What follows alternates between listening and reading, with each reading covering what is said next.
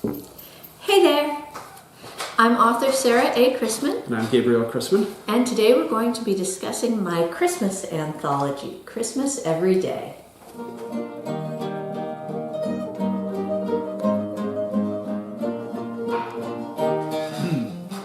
So this one came out last year, and this, my anthologies, what I do with those is that I'm constantly reading our antique books and magazines. That's what I do.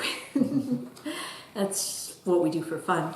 And when I find one that fits a certain theme, I'll make a note about it. And then in the course of all the other things I'm working on, my novels and such, I'll just, whenever I have a few minutes, I'll type up a page or two of these short stories that seem to fit a certain theme, and then when I've got enough of them, then I put out an anthology.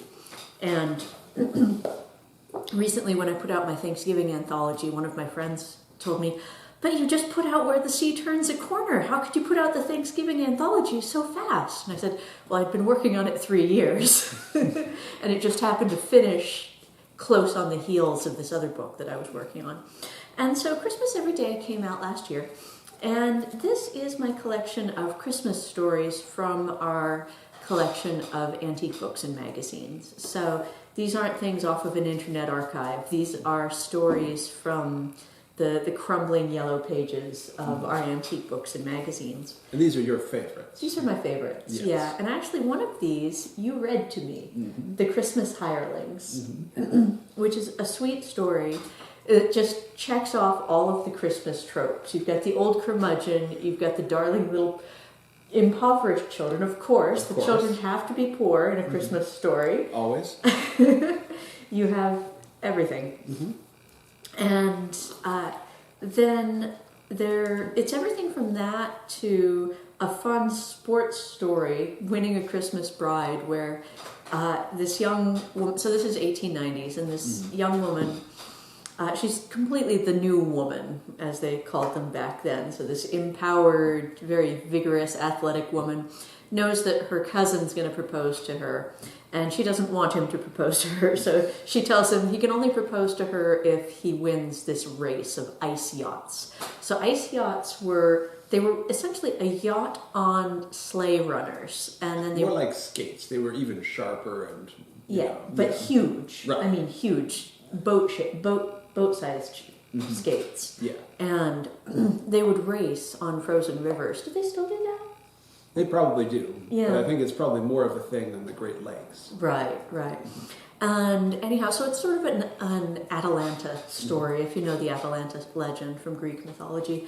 And then she tells this other young man who she is interested in, okay, now we've got to win this race. And then there's The Man Who Stole the Castle, which is really sweet. That one originally came out in the same magazine that published Sir Arthur Conan Doyle's work. And that one is... So, in the late 19th century, it was kind of a thing that when someone would make his fortune, like the nouveau riche types, they would buy property, especially... They would buy up the trappings of the old aristocracy. They would buy up the trappings of the old aristocracy. Yeah. So here you have this young man whose nouveau riche father has amassed a fortune, and in the process he's worked himself to death. But his last thing that he did was he bought a castle from these degenerate nobles and left the castle to his son. And so the son is this young guy who is like, what am I going to do with a castle? And then he goes to visit the castle, and he meets these two young little orphans who are the rightful heirs to the castle, and their family has blown all the money, but meanwhile, now they're just two orphans who have nowhere to live. He's like, great.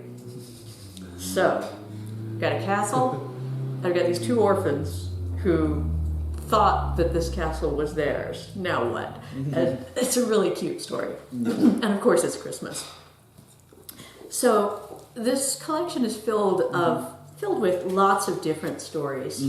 And Oh, there's a really hilarious one, My Christmas Shopping. So most stories, to one extent or another, a lot of holiday stories tend to be in this sort of timeless Christmas atmosphere. Which, for the Victorians, was very much the Dickens era, which is just pre-Victorian. Right. And for a lot of modern people, the timeless Christmas era is the 1950s, for some reason. For some reason, Yes. yeah. But there is one story in here where we're solidly in the late 1890s, so we are solidly in the rise of commercialism. And this poor guy is just trying to get his Christmas shopping done. And he's in these various department stores in New York, and he's trying to negotiate elevators, and he's trying to negotiate the sales department, and he's just lost. Yes. Because shopping was the woman's sphere. Right. And so he's surrounded by all these women who absolutely totally know what's going on, and he's just like, Yes. and he's just trying to get his shopping done, and he finally winds up having to be helped out by some woman who takes pity on him. But yeah, really fun stories like that. And so these are fun stories if you want to just sit down in the midst of the holiday rush and have a few quiet minutes. Or if you're with your friends and family and want to read some stories together, like you read me The Christmas Hirelings, Yes. and that was a wonderful story to read and share together. Yes. And so I really hope you'll check this out, and I hope you'll tell your friends about it, and I hope you'll have a Merry Christmas and Happy Holidays, and above all, happy reading. Merry Christmas! Merry Christmas.